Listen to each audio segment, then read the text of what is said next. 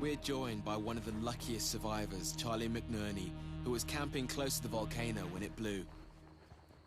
Yeah, we're actually hiking on the top and the insides of the missing part of Mount St. Helens. Really? This was never here before? No, the original valley floor is about 200 feet below us. And this deposit came off the volcano at about 100 miles an hour, sweeping down over here and then to where Charlie was across the valley. 200 feet? I mean, I just can't imagine 200 plus feet of this on top of the campsite where we were, let alone the people that were there with us.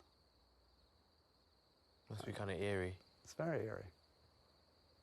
You know, I saw this huge cloud and I saw it coming. Just had no idea that this is what it was.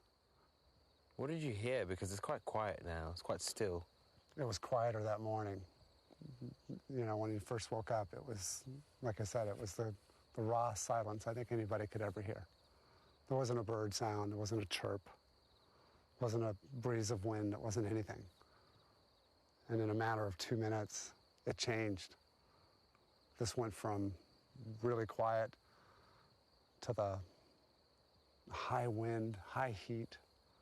Suddenly, you're seeing animals run, you're seeing birds fly, tree branches are flying at you. And then it was not far from this mountain where I just said, it's time to go, because up over the ridge it came. And that's when I said, that's it, I'm in the car, I hope you're in the car, to my roommate. I hope you're in the car, because it's gone. And so from that moment forward, I just took off down a dirt road. And it wasn't even that wide. I mean, there were trees on both sides. You must have been shaken. Shaken. And it was the first time, I don't know if you've ever driven with your sunroof up in a car. It was the first time I actually felt pressure inside of a car. It was just amazingly, it was almost like pressure pushing down that morning. And then suddenly I could look in my rearview mirror and I could just see this rolling. I could just see it tumble. And it had already gone through where I was. How fast were you driving? About 80, down a dirt road with curves, nonetheless.